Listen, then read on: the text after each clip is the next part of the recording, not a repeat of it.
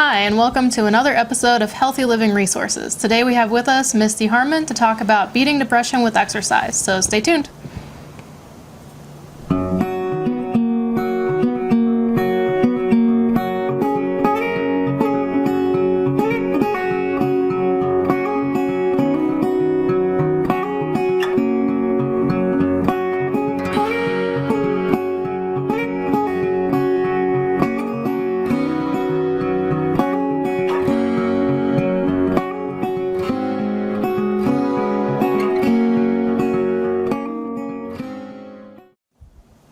And welcome to another episode of Healthy Living Resources. Today I'm joined by Misty Harmon, and she's going to be talking about beating depression with exercise, which I think is a really timely topic. So thank you for being here today, Misty. Thank you for having me, Amy. Good morning, everybody. My name is Misty Harmon. I am a family and consumer science educator in Perry County, so I'm a little northeast of this location, and I'm so excited to be here. I actually worked as an exercise physiologist in cardiac and pulmonary rehab for 22 years prior to taking this job, so I have a little bit of experience with exercise. Wonderful. That's great to hear. And I know this is kind of a perfect topic, as especially the weather's starting to get a little colder and darker, so there can be lots of different kinds of depression across the spectrum. Would you be able to talk to us a little bit about those different kinds and signs and symptoms that go along with depression?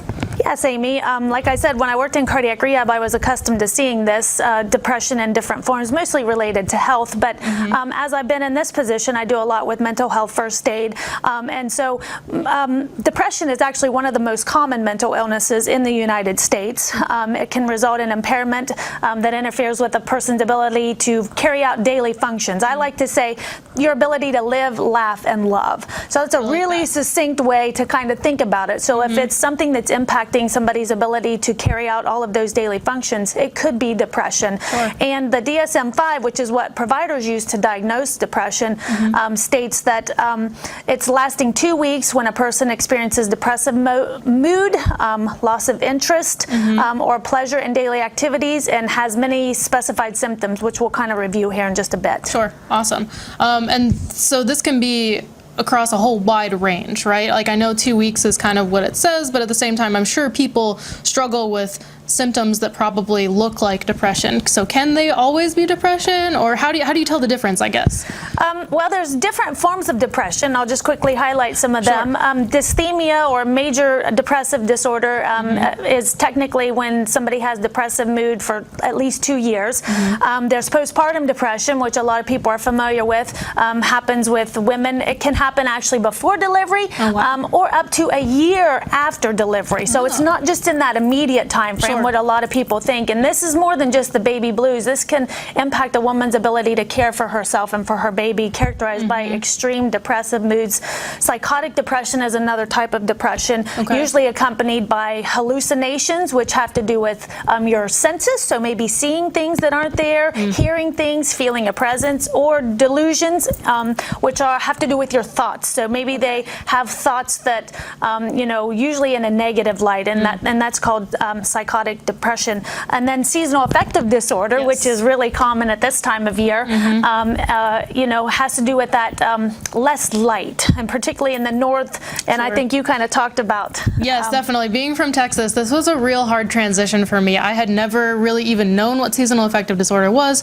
Truthfully, didn't even believe it was a real thing until I moved up here, and it took me a couple years to really realize what was happening every year, why my mood would change, especially living in Indiana previously, closer to the Great Lakes, so it was just gray so much more often that I didn't quite understand it, and finding coping mechanisms was extremely difficult to try to find what you like, how to get about doing it every day when you're not feeling motivated to do anything. I mean, right? Is that usually what happens with depression? Like, how do you get over that, I don't want to get out of bed? Yeah, well, and I always say, people that say, it's fall, y'all, I'm like, oh, it's fall, y'all, because I too have some of that seasonal depression, and being an exercise physiologist is very, kind of disheartening when you don't have the energy to go out and exercise and you don't feel like it. But exercise actually helps increase energy. So if we can get ourselves to do that, it really does help. But that seasonal affective disorder really does have to do with that lessening light, and it is a real phenomenon. You know, so again, trying to do some things to help with that. And then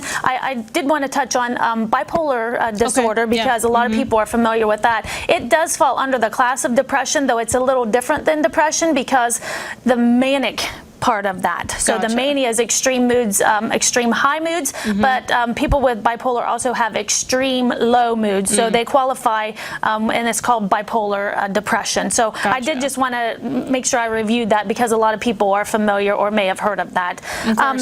So yeah, getting over you know, depression can be a very difficult thing. Of course, seeking treatment from a provider can help a lot of people. Medications, of course, but exercise really has been shown to have lots of benefits for people. Whether they're seeking treatment, it can be used in addition to treatment. It can also be used, you know, as a primary treatment method for people. And there's some research that shows even the most severe cases of depression can benefit from exercise. And I believe that, and I kind of like that idea of being able to do something more natural rather than relying on medication to be just kind of quick fix-it pill, you know, solution to this.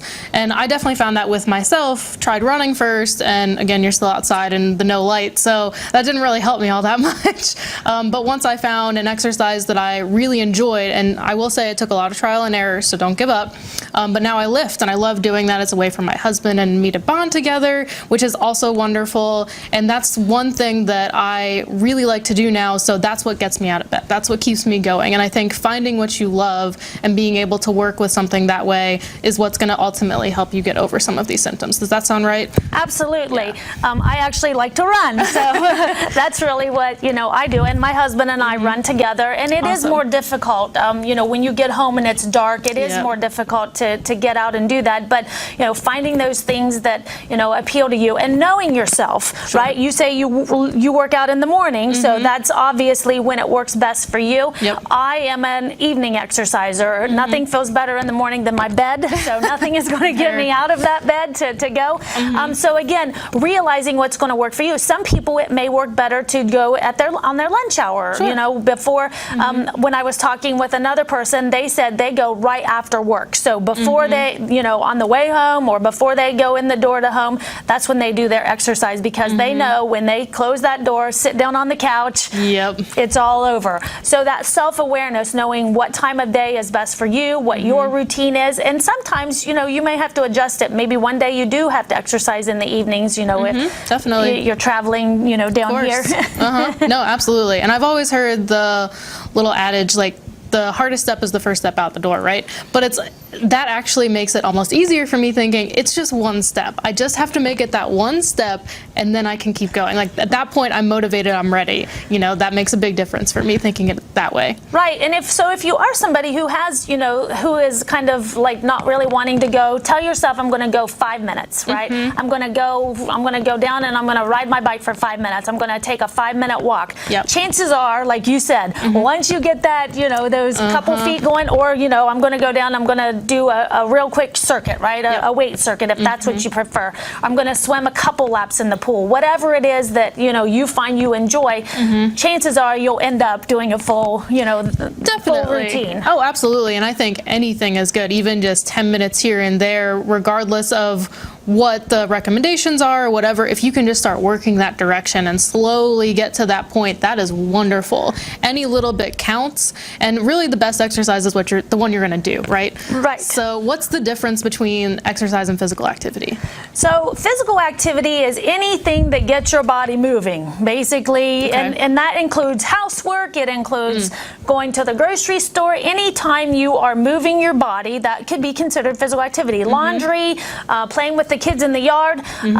Exercise is a specific form of activity. It is a planned activity designed to, you know, be repetitive. So lifting weights, running, that kind of thing. We're doing this similar, you know, movement over and over and over, designed to increase our health or, you know, make us feel better. So it is a planned, specific type of activity. And actually, I'm glad you brought up the recommendations, because the recommendations have actually changed now.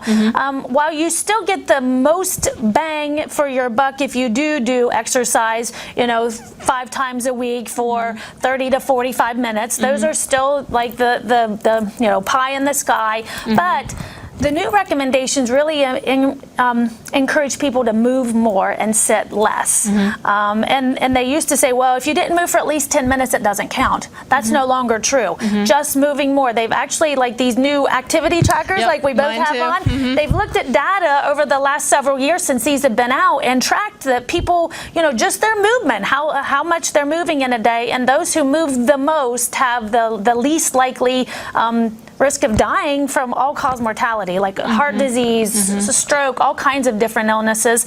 So just moving more. Anytime you can move, you're going to get benefits for your health. Definitely. And I know, like, a little trick my watch will tell me between 9 and 5 every hour I need to get 250 steps, which is probably only a couple of minutes worth of actual activity going somewhere. But if you're sitting at your desk all day, not only is it nice to have that reminder, but a little trick that I do to avoid that reminder, just hitting it on my own, is staying really hydrated throughout the day, because I'm sure that also, helps you feel better. It's good for you to have that water intake, but then it prompts me to go to the bathroom every so often. And so I have to walk down the hall, or instead of sending an email, go talk to somebody in person.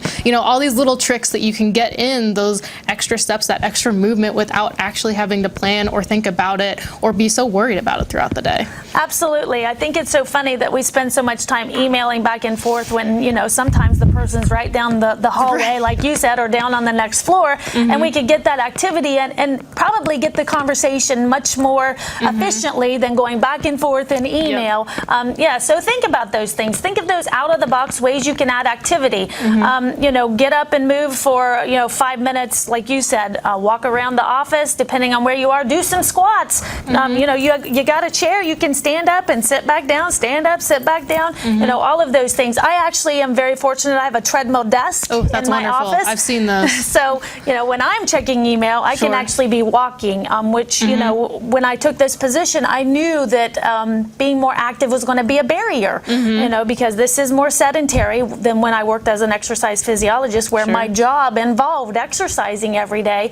So I took some steps to be proactive in making sure that I was able to get, the most activity that I could each day. So again, maybe not everybody has the ability to have a treadmill desk, but certainly, there are ways you can add activity into absolutely. your day. You can make it work. A new thing that I've just started, whenever we have conference calls on Zoom, a lot of times I prefer to call in on the phone, because then I can have my headphones in and just be walking around campus or walking around the hallways if it's bad weather. Like, it's just nice to get those extra steps if I know I'm just going to be sitting and talking to somebody for an hour, just over the phone. They just need to hear my voice. So that's really cool to, like, again, be creative with whatever works in your situation. And we're lucky enough to work for an organization that supports us being flexible and doing things like that. And hopefully more organizations will continue to trend that direction to make it easier for their employees to be healthy. Yes, absolutely. Working in healthcare for 22 years, the impacts of people not taking care of their health, are really starting and have been known for a long time, the cost of that. So a lot of companies, are making it easier, encouraging employees to be active, to do those things to keep themselves healthy, because they understand, investing money in that prevention is a lot cheaper in the long run, not just the actual cost of surgeries, but lost time from work, and depression. A lot of people think of those physical illnesses, but some of the types of depression can actually be more debilitating than some physical conditions. So, when people say I'm taking a mental health day, really we should be. If it's one of those days where we're feeling like we need to, it's okay and I think organizations need to make it more known to employees that it is okay. We want you to take care of your mental health. It's incredibly important that we do that in whatever way that is. And so if it's a day when we need a mental health day, we should feel okay about calling in sick. No different than if I woke up and had a splitting migraine headache and couldn't go to work. So it is really important that we get the awareness out there so people do feel like they can. Of course. So speaking of awareness, can you go over just some of the general signs and symptoms so that both employees and employers can be more aware of who that might be affected by those signs and symptoms, and when it's okay to say, yes, I need a mental health day and this is why? Yeah, so there are lots of signs and symptoms. So persistent, sad, anxious, or empty mood, which most people think. We all have a bad day every now and then. We all feel a little down in the dumps, but this is when it continues. Remember, like at least 2 weeks. So you know, having a bad day, an off day, does not necessarily mean you have depression or diagnosed. Feelings of hopelessness or pessimism, irritability, low energy or increased fatigue, slow movement or speech, feeling restless or having trouble sitting still. That's not really one you would necessarily think of. It kind of surprised me. Difficulty concentrating or remembering, making decisions, you know, which is incredibly important when you're in a work environment, right? Sometimes we have to make decisions. Feelings of guilt, worthlessness, or helplessness. You know, a lot of people, they feel guilty that they just aren't motivated to get up and do anything, but really no different than if I had broken my leg, you know, doesn't work right. You know, when people have depression, there are changes in the brain that really prevent people from doing some of the things they want. So, you know, but that guilt, loss of interest or pleasure in hobbies and activities, and that's one that I saw frequently when I worked in cardiac rehab, but people just were like, I don't really care anymore, and you know, that was an indication to me that they likely were having some depression as a result. Difficulty sleeping or waking up early in the morning, not being able to get back to bed, or oversleeping. And these can be very extreme, like, you know, as little as 2 or 3 hours a night up to 20 plus hours a day, but it can be anything in between. Appetite or weight changes. So a lot of people think about overeating, but some people don't eat because they're just not motivated, they just don't really feel hungry. Thoughts of death or suicide, or suicide attempts, aches, pains, cramping, digestive issues that are persistent and don't really have any like physical cause, right? So we've looked at, you know, is there something else? Do we have reflux? And there's nothing there, and they don't really respond to treatment. So those are some, you know, and generally to be diagnosed with depression, they have to have, you know, some of these, but sometimes even if they just have a few, but they're severe, then they will be, you know, they will be classified with depression. But again, a provider, a professional would be the one to diagnose that. But certainly if you observe this in somebody you love, or, you know, or somebody you work with, or somebody even in yourself, it might be an indication that you could benefit from some kind of intervention. And would you recommend that people wait like 2 weeks once they start to recognize that maybe they might have some of these symptoms but can't quite pinpoint when it started before going to see somebody, or just right away just going and starting that conversation? Would that be more beneficial? You know, probably waiting 2 weeks is okay, particularly if you have a relationship with a family doctor, like a primary care physician, because, you know, if they don't kind of subside, most of the time you can get into your family physician in a relative, you know, amount of time. If you don't have a primary care provider, then you may want to go a little earlier, because it might take you, you know, a bit to get into that. But certainly they can, you know, oftentimes they have your history, family history, you know, your own personal history, those family doctors. But we need to make sure when we go to our doctor, regardless, or provider, that we're also explaining those kind of psychological symptoms, or if I've been down in the dumps. Because what takes people to the hospital, or to the doctor? What do you think takes them to the hospital or to see their doctor? Physical pain? The physical. Yeah, exactly. Yeah, so the physical symptoms are usually what take people there. And they, unless the doctor specifically asks them, unless I say, Amy, have you been feeling down? Have you, you know, had low energy? Or, you know, some of those other things, they may not necessarily tell their physician about some of those, you know, mood changes and things like that. But they're likely to say, you know, I've just been having these aches and pains. My legs feel like lead. You know, I don't sleep well. So they'll more talk about those physical conditions, and that can make it more difficult to pinpoint that this could be depression. Of course. In fact. And I feel like that probably stems from kind of the stigma that nobody ever used to say, oh, I need a mental health day. You were definitely looked at weird, and I think there's been kind of a social norm shift in the proper direction, which is great, but I'm sure still, even physicians might not all of them necessarily, will be thinking to ask those follow-up questions, right? Like, there's probably still some room for improvement, both on our parts and in the medical system. So being proactive and an advocate for yourself is really going to be huge here. And I think the biggest message is that it's okay to say these things. It's okay to be open about them, and you should be open about them, right? Absolutely. And, you know, part of my job, as you all know, or as you know well, is doing mental health first aid. And a large part of the reason I became an instructor is to reduce the stigma that prevents people from seeking treatment because we know oftentimes people will self-medicate, whether that be with drugs or alcohol, but rather than go to the doctor and get on a medication that we know has been proven to be beneficial, they may start using something because it's socially acceptable. Wherever I work in Appalachia, so it's very prevalent. It's okay to have a few drinks before we go out, or all of that. But to go to the doctor and say, I've been feeling down, it is coming around. And what's exciting, Amy, is that the young people are really driving this. Yes. Seeing young people really wanting to talk about mental health, wanting to put this out in the open.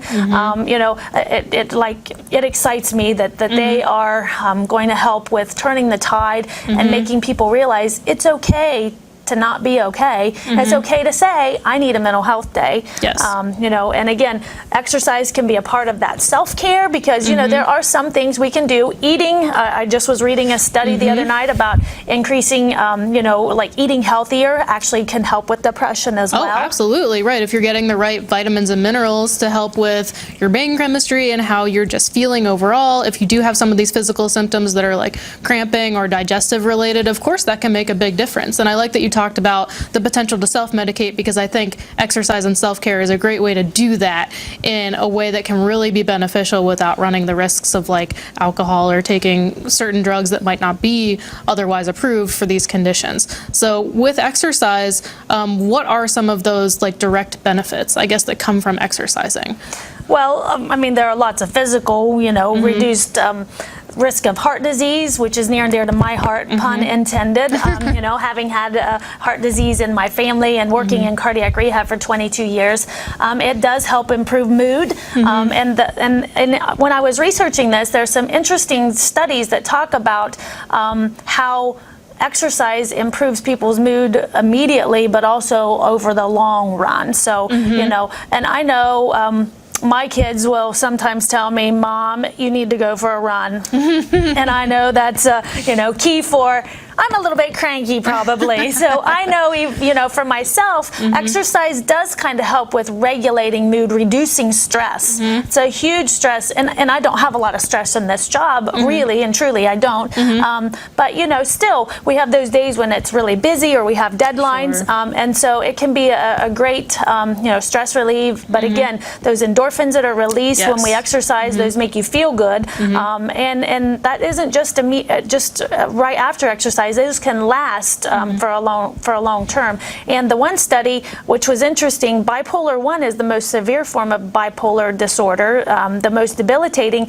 Those folks actually had the greatest benefit with exercise. Wow. Yeah, so that was kind of, so we think of it maybe being just for those people that are, maybe that seasonal affective disorder, maybe some of those milder forms, but actually even with some of the more severe forms of depression can benefit from exercise. That's so that really was really cool exciting. That they've done that research and can show that, like you said, for the most severe form. So I feel like that should give everybody hope, that to just try something new. And I know for me, especially working out in the morning as often as I can, like you said, that feeling lasts all day. So I'm much more likely to make better food choices during the day. I feel better having started. I've got more energy throughout the day. It really can make a big difference that just cascades through the rest of your workday and sets you up in a good position to be sleeping better and to just be feeling better, better weight. Like that can affect so many of these potential signs and symptoms that you listed earlier, whether directly or indirectly. So I think that's really cool. Absolutely. It does make you feel better. And for those people who maybe they, don't really have much socialization, right? So maybe they work in a cubicle all day, or they work in a job where, they don't really interact with people. Finding if you're a people person, that can kind of weigh on you. I am one of those people. So, when I'm away at a conference in a hotel by myself, I'm just like, so finding ways to be around people is good. So, if you are one of those people that likes to find activities that involve others. Go to the gym, even if you don't talk to anybody. Sometimes just being out amongst people, go to the park or something. I don't necessarily have to talk to people, but I may go down in the lobby just so there's people around, because that's what kind of energizes me and makes me feel recharged, even after being around people all day at a conference. Sure.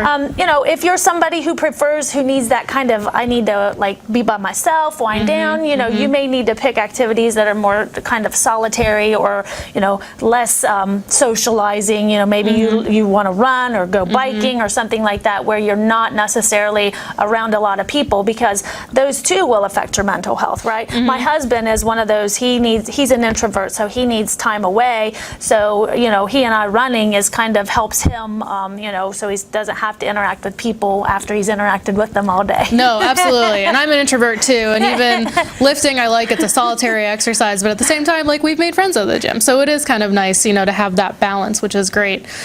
So we've talked a lot about, you know, lifting, running, some of the more intense exercises, I think, but really any exercise is good exercise, correct? Like, I know we talked about the difference between physical activity and exercise, but that can be yoga, just going for a walk with a coworker, right? Like, can you give some other examples of things to get people started that might be more low impact or easier to kind of work up to running or lifting or things like that? Well, you said yoga is wonderful. A lot of people find that very beneficial, not only for stress, but for tension. Tai Chi, walking is excellent.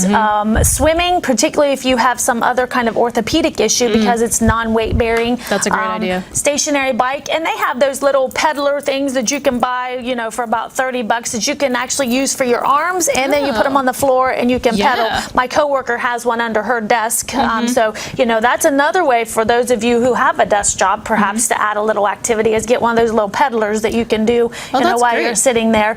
And like I said, they're relatively inexpensive, kind of compact, so they don't take up a lot of space, particularly, you know, if you are limited. So like you said it earlier, do things you like, and that may be trial and error. So you may have to, you know, try several things. Sometimes signing up, you know, for a gym, having that investment there, right? I'm paying the membership, so I'm going to go. And they often offer lots of different classes, so there you can kind of experiment and try out things. Karate, you know, like all different kinds of things. So if you're moving, you're getting benefits. So just try to move more. And at least like an intro too, I feel like if you join a gym, typically they'll show you around the first day, so you know how to use the equipment safely, you can feel more comfortable, because I think that can be a big barrier to going to the gym.